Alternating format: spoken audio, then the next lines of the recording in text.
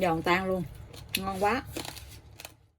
Xin chào cô bác, anh chị và các bạn. Hôm nay mình chia sẻ cách làm thịt heo quay. Với cách ướp thịt này thì miếng thịt heo quay của mình rất là vừa ăn luôn. Thịt quay của mình cái da nó giữ giòn rất là lâu luôn á. Ngon quá chừng luôn á. Cô bác, anh chị và các bạn thấy thích thì cùng vào bếp để làm món thịt heo quay này nha. Miếng thịt này mình mua 2 kg luôn nè. Miếng thịt này rất là ngon luôn. Nó 3-4 chỉ luôn á. Thịt này thì mình mua về mình rửa cho thật là sạch. Mình rửa với lại muối nè, rồi thêm giấm, mình cạo cho sạch cái phần da này để cho cái miếng da nó không có còn bị hôi á. Miếng thịt này thì mình đã rửa sạch rồi. Bây giờ thì mình sẽ đem cái miếng thịt này mình đi trụng sơ qua nha, để cho nó săn cái bề da lại á. Mình trụng khoảng chừng 3 phút thôi. Mình có bắt cái nồi nước bên này, mình lật cái da xuống, nước sôi lên khoảng 3 phút là được. Mình trụng cho nó săn cái da lại á, để mình dễ ướp thịt thôi. Mình trụng cái miếng thịt này đã được 3 phút. Bây giờ thì mình sẽ lấy ra và mình rửa lại nha.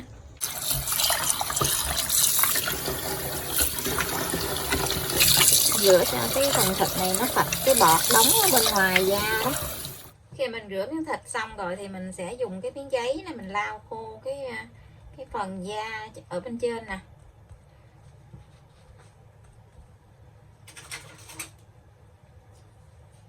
Mình dùng cái đầu nhọn á, giống như cái nĩa hoặc là những cái cây dao mà xiên da gì nè, cái dao nhọn sắc gì, mình xăm cho nó đều hết cái phần da này gì. Mình xăm đều á thì khi mà mình quay lên á, cái miếng da nó phồng đều, nó không có nổi giống như là bong bóng. Khi mình xiên xong cái phần da, bây giờ thì mình sẽ lật cái miếng thịt lại, là mình sẽ cắt cái phần thịt này để mình ướp. Thì mình cắt xuống cái phần thịt thôi, đừng có cắt xuống mỡ.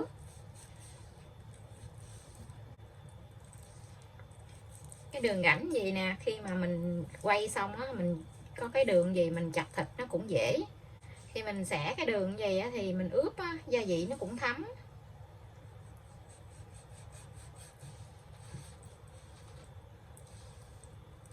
Mình cắt xong rồi, bây giờ thì mình sẽ để qua bên cái miếng gỗ lưới gì nè. Mình để cái miếng thịt gì để cho nó ráo nước. Bây giờ thì mình sẽ đi pha cái phần gia vị nha. Và phần gia vị để mình ướp thịt ở đây á, là mình ướp theo tỷ lệ là 1 kg thịt á, thì mình ướp 10g gia vị nha. Thì ở đây á, là mình có 2 kg thịt. Bây giờ thì mình sẽ ướp là 20g đường, 20g bột ngọt. Nếu như cô bác không có thích ăn nhiều bột ngọt thì mình ướp 10g hoặc 15g cũng được. 20g muối, 20g bột tỏi,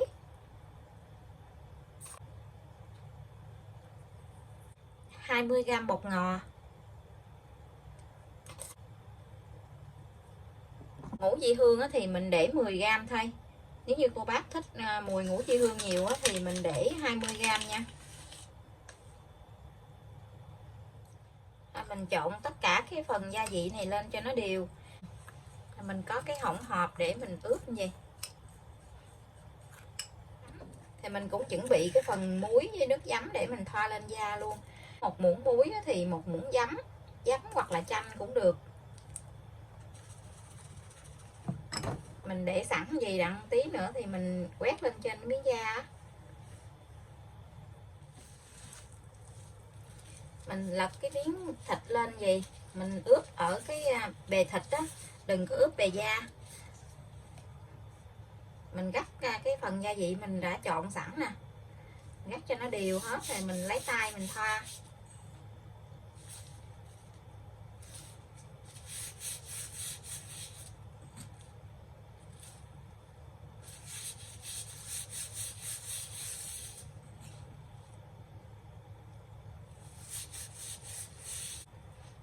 Phần gia vị này nó rất là thơm luôn á.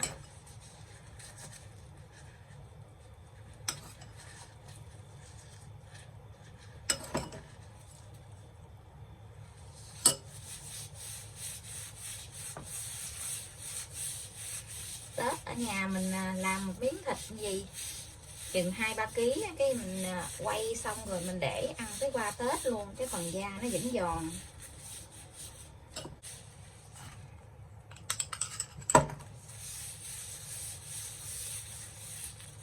Mình lau khô cái bề da. Khi mình lau khô rồi thì mình sẽ lấy cái phần muối với lại giấm nè, mình quét lên trên cái phần da. Và mình để cái miếng thịt này qua ngày hôm sau mình mới đem đi quay nha, để cho cái phần da này nó khô lại á. Từ đây tới khi mình quay á, thì mình sẽ quét lên trên cái phần da này thêm 2-3 lần nữa, quét nước giấm với muối này nè.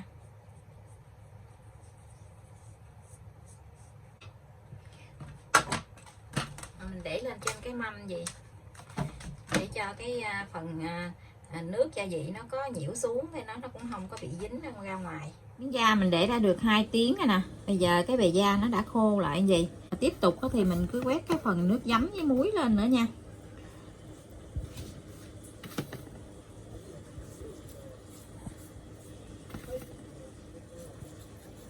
Mình quét lên cỡ 2-3 lần á. Miếng thịt heo của mình á, mình ướp đã qua đêm rồi. Cái mặt da bây giờ nó cũng đã khô ráo như vậy nè. Giờ thì mình sẽ lấy cái miếng thịt này mình để qua cái miếng giấy bạc nha. Mình để lên cái miếng giấy bạc gì nè, để tí xíu nữa mình nướng cái mỡ trong cái miếng thịt nó không có bắn lên trên cái giò của mình. Mình lót cái miếng giấy bạc cho nó bự tí xíu á. Mình để miếng thịt lên. Cái miếng thịt bây giờ nó rất là khô ráo luôn.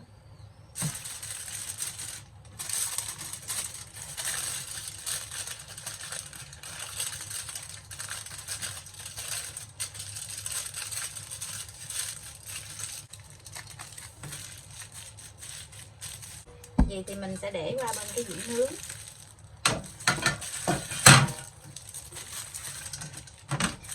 Mình chọn cái miếng thịt này vừa với cái dĩa nướng luôn. Bây giờ thì mình sẽ để vào ngăn dưới của lò. Lò mình có 3 ngăn thì mình để ngăn dưới. Mình sẽ làm chín cái phần thịt trước. Giờ thì mình sẽ nướng là nhiệt độ là 140 độ C. Mình bật 2 lửa. Mình nướng là 40 phút. Mình mở quạt luôn nha.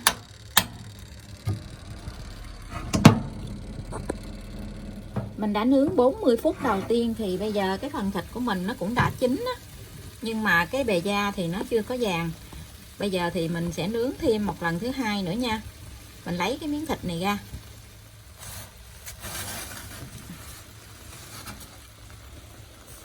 Mình lót cái miếng giấy bạc này á, cái phần mỡ nó chảy xuống giấy bạc nè, chứ nó không có bị văng ra ngoài.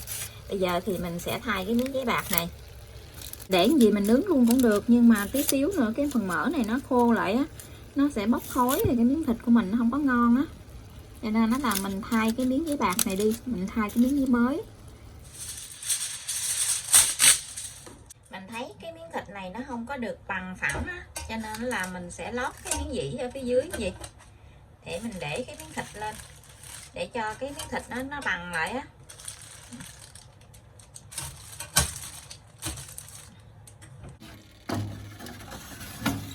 Lần thứ hai này thì mình sẽ nướng ở nhiệt độ cao hơn nha. Mình cũng để ở ngăn dưới. Mình sẽ nướng nhiệt độ là 220. Mình mở lửa trên lửa dưới. Lần này thì mình không có bắt quạt, mình nướng 40 phút nha. Mình mở nhiệt độ nướng nó cao lên thì cái phần da bây giờ nó cũng đã vàng, nó nổ lên nè. Nó nổ bong bóng nhỏ nhỏ đó. Nó đang sôi lên. Cái phần da nó nổ lên quá chừng luôn rồi nè.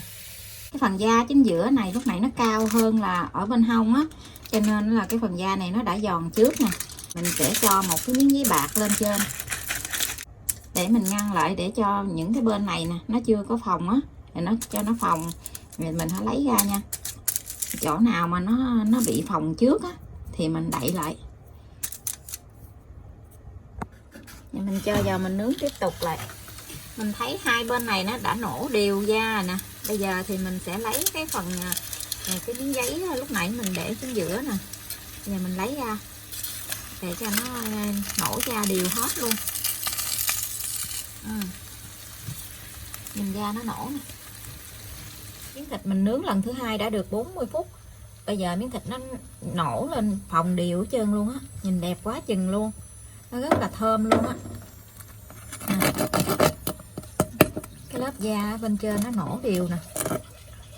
Mình muốn cho cái phần da này nó giòn được lâu á, thì mình quét một lớp dầu ăn lên trên cái phần da này nè.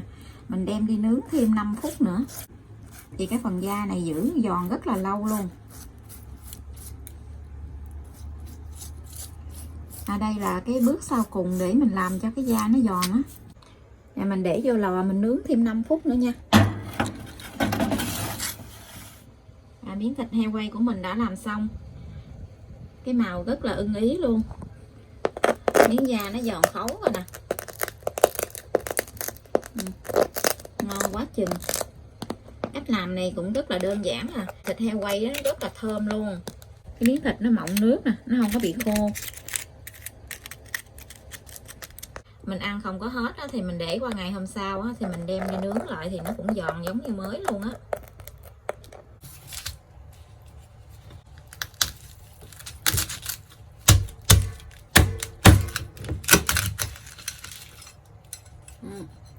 Bên trong mọng nước nè, ngon quá chừng luôn. Miếng thịt nó không có bị khô.